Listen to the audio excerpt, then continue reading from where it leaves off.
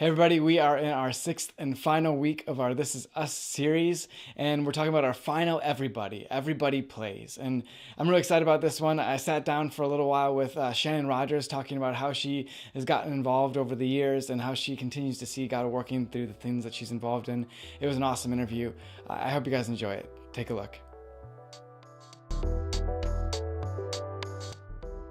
Hey Shannon, thanks so much for being here. We are in our This Is Us series, and this week we're talking about how everybody plays or how everybody gets involved and does something.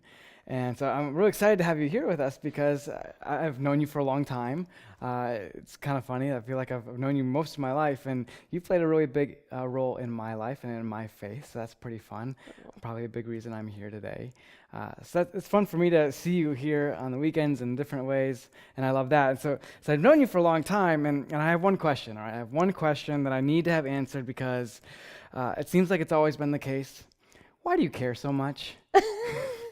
Because I can't help it. Okay, there you go. But no, really, why do you care so much? I just honestly, that's the real answer. God just wired me in such a way that I can't walk away from things. When I see someone that has a need, when I see someone that's hurting, when I see someone that has a physical or emotional need, I can't walk away. I mean, I try to walk away. I really do sometimes. That sounds terrible, but I do. I really try to walk away sometimes, but I just can't. And I guess that's the way God wired me, and He equipped me to have a compassion for people, and so I guess that's what I'm here for. I think that's awesome because it definitely is who you are, and just I've known that for forever. You've just always cared for people, and probably 9/10 of the time I have no idea that it's happened, but every once in a while I catch wind of it and find out the cool things that you're doing. Like flying under the radar. Yeah, it's a good thing, right? That's awesome. Your caring has led in a lot of ways to you serving, and you've served in a bunch of different ways over the years. And we're kind of talking about it in our This Is Us series as everybody plays, right? So everybody has a role. You can get on the field, you can get in on it. What are some of the ways that over the years that you've served or you've been a part of the team and played? What different ways do you feel like you have over the years? And first, any different stuff, and then maybe specifically at the end about ways you've served here at RCC. I have, Stan Brink got me involved with Young Life years ago, and I served as a volunteer, and then I worked on staff with Young Life. And then I served at Emmanuel Church as the senior high youth director for 13 years.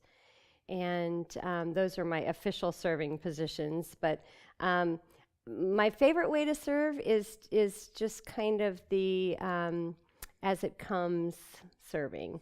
I see someone who's hurting. I see someone who needs an encouraging word. Something at the thrift store and food pantry. I spend a lot of time there, mostly because I like to hang out with Amy and Julie. But it just ways to to connect with people and to actually it's kind of weird. I like to see God work in people, and I feel like if I step out and serve people, then I kind of get a front row seat to what God's doing. So it might be self-serving in kind of a weird way. No, but that's so true, right? But it is. I mean, it's exciting because and I also get to meet some incredible people who impact my life. So I'm always searching for, not intentionally, but searching for ways to serve. At Relay for Life, just anywhere in the community that someone might need help. And strange things like I saw on Facebook one day that a lady needed her yard raked, so I rounded up a bunch of people and went and raked her yard and those types of things. And so I guess that's really here at RCC. Youth ministry. I've done children's ministry, of course, a thrift store and food pantry. That's awesome. Whenever. That's really cool. I love what you said about how you get to have a front row seat to what God does. and like how you get to see God work in them. I think that's so incredibly true. People think like, "Oh man, you're just working so hard," and you're really like, "I'm just getting to see the show. Right. I get to see what he does." Honestly, quite often I say to people, I almost feel selfish Mm-hmm. because it really is exciting for me, and I get to see really cool things and meet really neat people, and my life is so enriched, and I just have an opportunity to experience things and people that I never would have had an opportunity prior to serving in some way. You're absolutely right. That's awesome. Very, very cool. Say there's somebody who is hearing this message and they're thinking like, who needs me? Like I don't really need to do much, or maybe like I don't know how I could serve. What would you say to them? What would you say to them if they're just kind of on the fence about whether or not they should get involved in play here? Serve even if you think it's wrong. Okay. God puts things in our path for a reason. And a lot of times when God puts things in my path, I feel like, who are you talking to? Because you're not talking to this girl right here. Because I'm not equipped for it. I'm not smart enough for it. I don't know enough about it, whatever. But, you find out that you're just like everybody else. And you just got to jump in with both feet and fumble and stumble your way through it. And it's amazing. You get to the end and you're like, wow, I kind of did that. I might have messed it up a little bit, but hey, I did it. And I guess you don't mess it up too bad because people ask you to do it again, so it can't be too horrible. Yeah, you're absolutely right.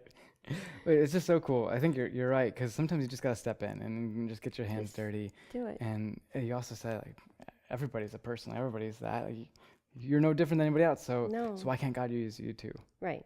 That's so neat. Yeah, and I think God just puts us all on this earth for a purpose, and everybody's gifted in different ways, and however we can be used by Him, again, to sit in that front row seat to see His work. I think that it's just important that we try to do that, even if it is a little scary, because it is. Yeah. It was scary for me to come talk to you today.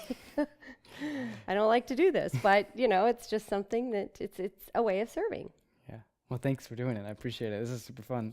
Yeah. It's way more fun than you thought it would be, isn't it? Yes, it is. All right. So, how do you figure out the best position to play in, right? Like, so we're using the sports metaphor. Like, you're a shortstop, you're a first baseman, you're an outfielder. It's kind of a hard thing to do sometimes. You're trying to find that right fit. How do you think you figured out areas that you wanted to serve in? And we've talked about it a little bit, but like, how did you know that you were the right fit after a while?